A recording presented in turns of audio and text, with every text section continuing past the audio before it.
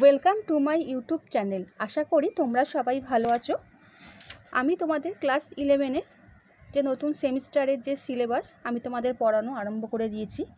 বিভূতিভূষণ বন্দ্যোপাধ্যায়ের লেখা পুঁইমাচা আমি গল্পটি 3টে পার্টে পড়িয়ে দিয়েছি। এরপর আমি সেখান থেকে এমসিকিউর কোশ্চেন দিয়ে দেবো। এখন আমি তোমাদের ঈশ্বরচন্দ্র বিদ্যাসাগর মাইকেল মধুসূদন দত্তের লেখা এই কবিতাটি পড়িয়ে দিচ্ছি। যারা আমার চ্যানেলে নতুন, চ্যানেলটা সাবস্ক্রাইব করে রাখো। আমি তোমাদের প্রত্যেকটা গল্প কবিতা পড়িয়ে তার থেকে কোশ্চেন অ্যান্সার সমস্ত দিয়ে দিই, আর পরীক্ষার সময় সাজেশানও দিয়ে থাকি। ভিডিওটা ভালো লাগলে লাইক এবং বন্ধুদের শেয়ার করে দিও, যাতে তোমাদের বন্ধুরা এই কবিতা গল্প সব পেয়ে যায়। তাহলে বন্ধুরা আরম্ভ করে দিচ্ছি। প্রথমেই বলি, ঈশ্বরচন্দ্র বিদ্যাসাগর মাইকেল মধুসূদন দত্ত লিখেছেন। এটি কোথা থেকে নেওয়া হয়েছে, এর মূল কাব্যগ্রন্থের নাম কি?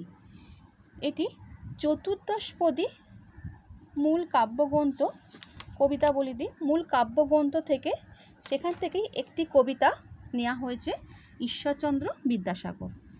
এই ঈশ্বরচন্দ্র বিদ্যাসাগর এটি একটি সনেট। এখানে 14 লাইনের একটা কবিতা।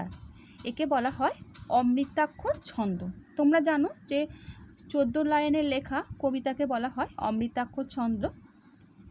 এটা এইভাবে এই কবিতাটা মাইকেল মধুসূদন দত্ত লিখেছেন। তোমরা সে সবগুলো লাইনগুলো পড়ে দেখবে, সবগুলোর মধ্যে 14টা করে লাইনের আছে। আমি তোমাদের কবিতাটা লাইন বাই লাইন তোমাদের পড়ে বুঝিয়ে দিচ্ছি, তোমরা দেখে নাও। যদি তোমাদের কারোর কোনো অসুবিধা হয় আমাকে একটু কমেন্ট করে জানিও, আমি তোমাদের সেখানটা বলে দেবো যে তোমাদের অসুবিধা হচ্ছে। আর আমি তোমাদের এরপরে আমি এখান থেকে তোমাদের কোশ্চেন অ্যান্সার দিয়ে দেবো। তাহলে বন্ধুরা আমি কবিতাটা আরম্ভ করে দিচ্ছি।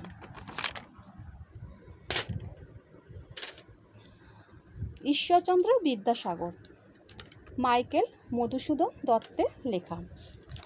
বিদ্যার সাগর তুমি বিখ্যাত ভারতে, করুণা সিন্ধু তুমি সেই জানে মনে।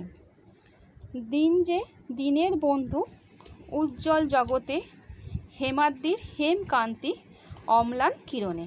তোমাদের আমি প্রথমে এই স্টেপটা আমি বুঝিয়ে দিচ্ছি। ঈশ্বরচন্দ্র বিদ্যাসাগর সম্পর্কে কবি মাইকেল মধুসূদন দত্ত বলেছেন দয়ার সাগর, অর্থাৎ বিদ্যাসাগর ঈশ্বরচন্দ্রের দয়াগুণের পরিচয় দিয়েছেন। কবি মাইকেল মধুসূদন দত্ত বলেছেন বিদ্যাসাগর এই নামে পুরো ভারতবর্ষে তুমি বিখ্যাত, তুমি করুণা সিন্ধু। তুমি শুধু ঈশ্বরচন্দ্র বিদ্যাসাগরই নয়, এই কথাটা তার মনে জানে যে তুমি করুণা সিন্ধু, তুমি দিনেরও বন্ধু। এই দিন কথাটি অর্থ হচ্ছে দরিদ্র, গরিব মানুষকে বোঝাতে এখানে ব্যবহার করা হয়েছে। দুঃখী দরিদ্র মানুষের বন্ধু তুমি, দরিদ্র মনে মানুষ জানে যে তুমি তাদেরই বন্ধু, তুমি করুণা সিন্ধু। এখানে যে বলা হয়েছে হেমাদ্রির হেমকান্তি উজ্জ্বল জগতে, হেমাদ্রির হেমকান্তি অম্লান কিরণে। হেমাদ্রির কথার অর্থ হচ্ছে কিন্তু সোনার পর্বত, কিন্তু কবি এখানে হিমালয় বলতে বুঝিয়েছেন। কবি মাইকেল মধুসূদন দত্ত বলতে চেয়েছেন যে বিদ্যাসাগর হচ্ছে হিমালয়ের মতো তোমার সোনার অঙ্গ, পুরো জগৎকে যেন তিনি আলোকিত করে রেখেছেন। নেক্সট, কিন্তু ভাগ্য বলে পেয়ে সে মহাপর্বতে, যে জন আশ্রয় লয় সুবর্ণ চরণে।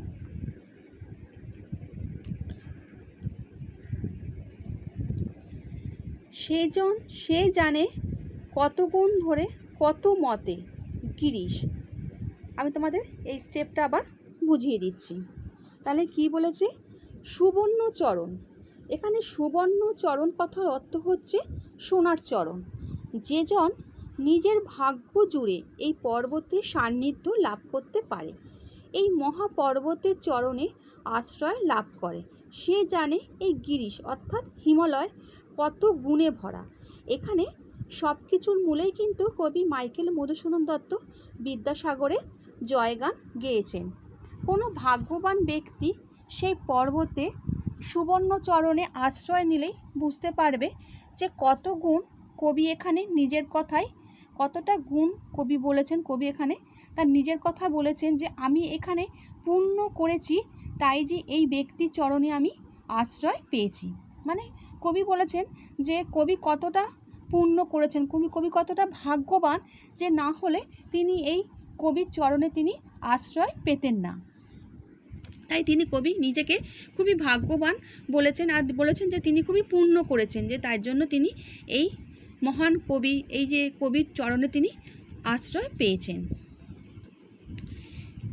নেক্সট, কি সেবা তার সে সুখ সদনে, দানে বাড়ি নদীরূপ বিমলা কিঙ্করী।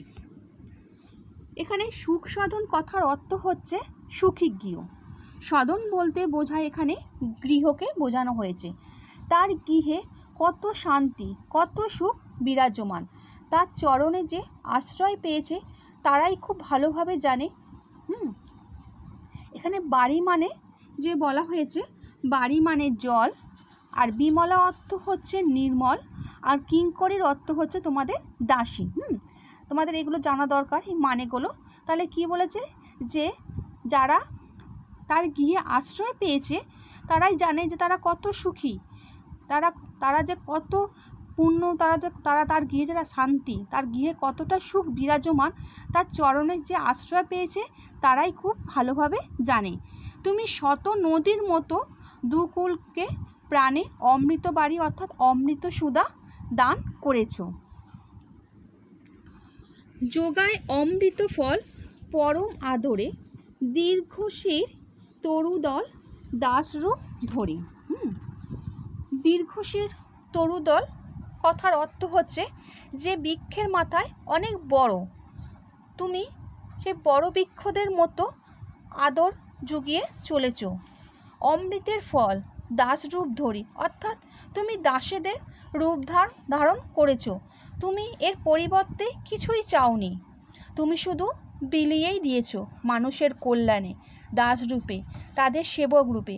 মানে বিদ্যাসাগর সবসময় মানুষের উপকার করে গেছেন, তিনি সবসময় সাহায্য করে গেছেন।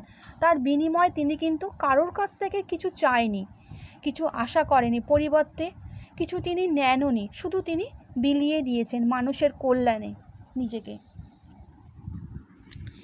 পরিমলে ফুল ফুল 10 দিক ভরে, দিবসে শীতল শাসী ছায়া বনেশ্বরী, নিশায় সুশান্ত নিদ্রা ক্লান্তি দূর করে।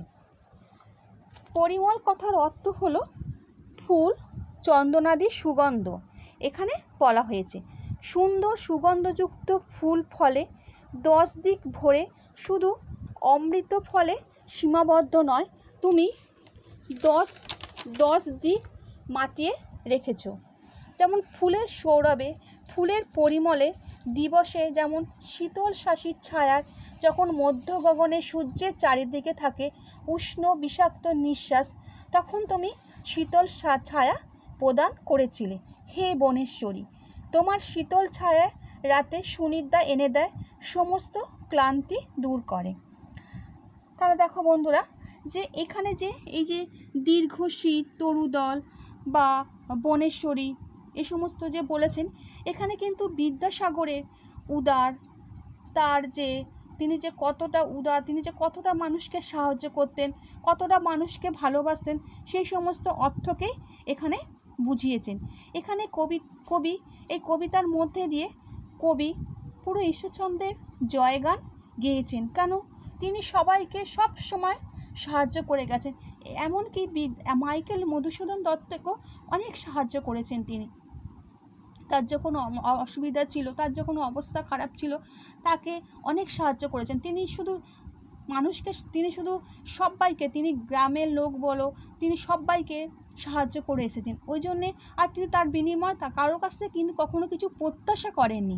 তাই জন্যে এই যে পুরো এই কবিতার মধ্যে কবি মাইকেল মধুসূদন দত্ত তিনি ঈশ্বরচন্দ্র বিদ্যাসাগরে জয়গান গেয়ে গেছেন।